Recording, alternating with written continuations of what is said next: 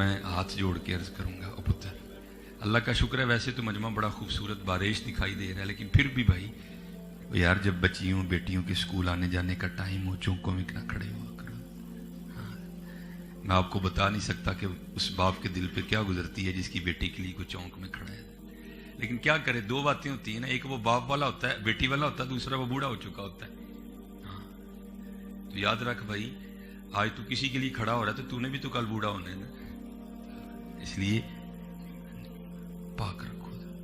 اور یہ ہمارے معاشرے کا مزاج بن گیا ہے. ماڑے نو مارو حضرت, ماڑے کو مارو حضرت. تگڑا چور اس سے کئی کلو ہیروئن برآمد ہو جائے تو اس کی پھر ضمانت ہو جاتی ہے. یہ ہمارے معاشرے کا مزاج بن گیا. لیکن یہ بات یاد رکھنا حضرت, ماڑے پر ہاتھ اٹھانے سے پہلے 1000 بار سوچ لینا. حضرت مولا علی مشکل کشا رضی اللہ تعالیٰ عنہ فرماتے ہیں جس کا مفہوم ہے جو بدلہ لے سکتا ہے اس سے تو ڈر, لیکن جو بدلہ نہیں لے سکتا اس سے بھی زیادہ ڈر. کسی نے مولا سے سوال کیا حضرت جو بدلہ لے سکتا ہے اس سے ڈرنے کی تو سمجھ آ رہی ہے, بدلہ لے گا, مارے گا, ذلیل کرے گا, نقصان پہنچائے گا, تو جو کاری کچھ نہیں سکتا اسے کیوں ڈریں, وہ کیا کر لے گا. آپ نے فرمایا وہ تو کچھ نہیں کرے گا لیکن اس کا رب بڑا کچھ کر دے گا. اس لیے یہ اپنے اللہ سے ڈرا کرو. اور یہ سبق جو ہے نا یہ یاد رکھنا, کیا دل یاد لئی بنایا ہے.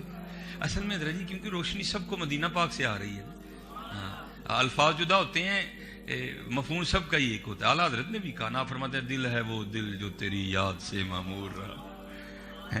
باتیں سب بابوں کی ایک ہی ہیں حضرت. دل ہے وہ دل جو تیری یاد سے معمور رہا, سر ہے وہ سر جو تیرے قدموں پہ قربان گیا. اس لیے یہ یاد رکھنا ہے حضرت, دل یاد لئی بنایا. اور اللہ معافی دے یار, بس دعا کرو معافی مل جائے. میں کہتا ہوں یہی بہت بڑی بات ہے. عاشقی تو بڑے لوگوں کا کام ہے. جیسے کوئی ایم اے کی کتاب پڑھ رہا ہو نا انگلش کی, تو میرے جیسا نالائق چلا جائے تو پوچھے جا کے بھائی کیا یہ آپ کیا کر رہے, اوکے جا بھائی تیری سمجھ آنے والی گلاں نہیں ہے. اسی طرح ہے یہ حضرت بابا فرید رحمۃ اللہ تعالی علیہ, آپ نے بڑی سیر و سیاحت کی, بڑے اللہ کے دوستوں سے ملاقات کی ہے, بڑے درویش. آپ فرماتے مجھے پتہ چلا کہ فلاں ایک پہاڑ ہے تو اس کی غار میں ایک بزرگ مجاہدہ کر رہے ہیں. تو کہتے میں زیارت کے لیے گیا. تو آپ فرماتے جب اس پہاڑ کی چوٹی پہ پہنچا نا جس غار میں وہ بزرگ مجاہدہ کر رہے تھے, تو کیا دیکھا کہ غار کے باہر ہی ایک ٹانگ کٹی پڑی ہے, خشک ہو چکی ہے, ماس پوست کچھ بھی نہیں اس پہ, گوشت وغیرہ, لیکن غار کے منہ پہ کٹی پڑی ہے. تو کہتے خیر میں اندر چلا گیا. فرماتے ہیں کیونکہ حضرت نے گدڑی اوڑھ رکھی تھی اوپر, تو مجھے نہیں خبر ہوئی کہ حضرت کی بھی ایک ٹانگ کوئی نہیں. کہتے ہیں جب مجھے اجازت ہوئی تو کیونکہ سنت ہے مہمان کو دروازے تک رخصت کرنے جانا. ہاں مہمان کو, شاپروں والا مہمان ہونا شرط نہیں ہے. ہاں یہ بھی ہے نا حضرت جی, مہمان اگر شاپر والا ہو تو پھر تو قربان جائیں وہ مہمان ہوتا ہے. تو جو غریب چارہ ماڑا میرے جیسا بغیر شاپروں کے آ جائے وہ تو دل کرتا ہے آج اسی کو کاٹ کے خود کھا لو حضرت. نہیں حضرت اس طرح نہ کرو. اور میں آپ کو اپنی بات, بھائی بندہ پڑھتا تو ہے نا, لیکن جب بندے پہ گزرتی ہے نا پھر بندہ یقین کہ کسی اور ہی مقام پہ فائز ہوتا ہے. میں اسی طرح پروگرام کر کے میں جو ہے نا وہ عصر کے وقت گھر گیا, گرمیاں تھی تو بڑی گرمی لگی تھی. مغرب کی میں نے جماعت کروائی, گھر آ کے نا میں نے وہ موٹر چلا کے ٹھنڈے پانی سے میں نہایا. تو مجھے میری گھر والی کہتی ہے جی کھان پکان کچھ نہیں. میں تو تھکا ہوں, میں نے رات کو پھر پروگرام پہ جانا. آج اس طرح کرو, آج درویشاں والی سبزی پکا لو, آلو شریف ہے. اس بیچاری نے رکھ لی. تو وہ میں لیٹا ہی تھا تو دروازے پہ دستک ہو گئی.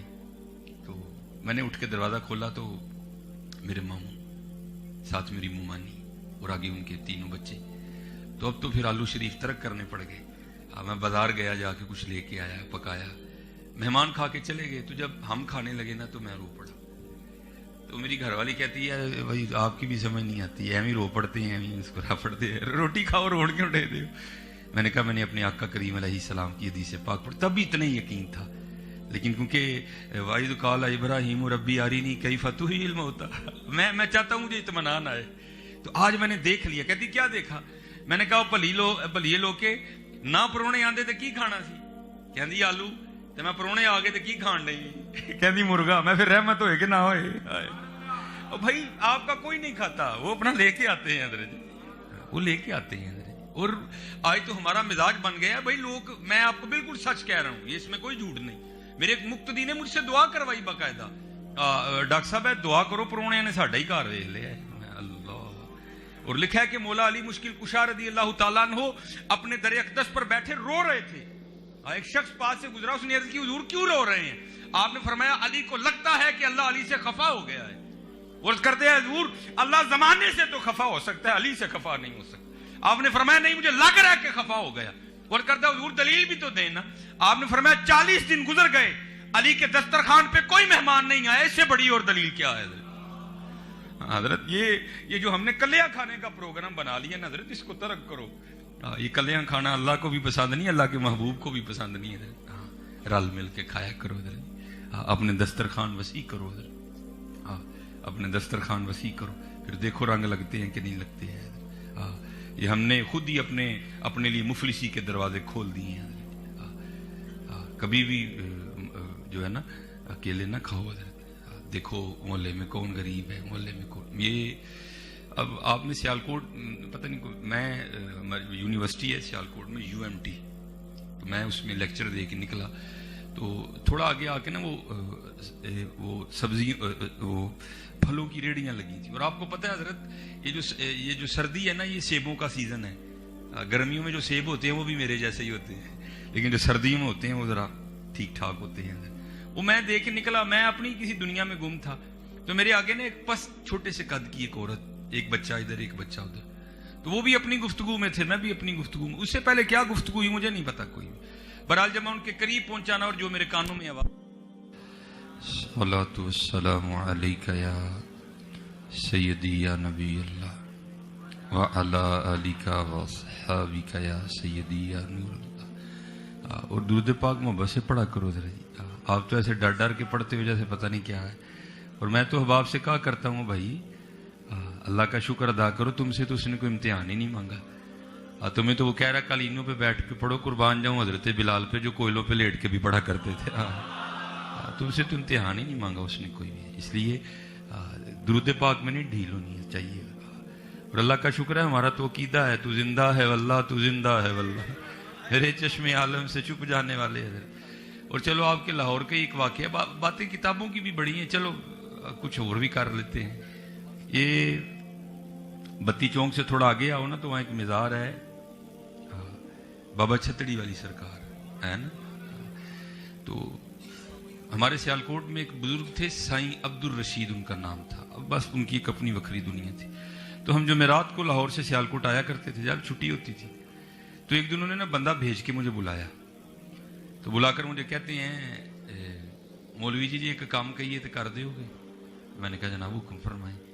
तो मुझे 1000 रुपया देकर कहने लगे ये इसका ना कोई गर्म सा कंबल खरीदना है, सर्दी काफ़ी हो गई है। और कंबल खरीदने के बाद ना बाबा छतरी वाली सरकार जाना है, वहाँ एक मरजू बुजुर्ग होंगे, ये कंबल तुमने उनको देना है। मैं बाजार गया हजरत, वो उन्होंने 1000 दिया था ना, मैंने थोड़ी मेहनत की और मैंने 800 का खरीद लिया। 200 रुपया बच गया। उसको 3 पानियों से पाक किया, खुश किया उसको, और बस मौके के इंतजार में थे कि मौका मिले तो हम जाएं।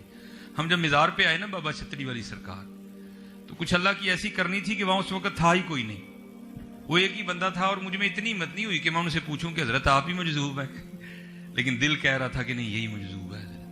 तो बस हिम्मत नहीं पड़ी कोई भी। जैसे ये मैंने अपने कंधों पे चादर ली है ना, मैंने इसी तरह चादर उनके कंधों पे दी और थोड़ी दुरुस्त करके ना उसको उड़ा के चादर।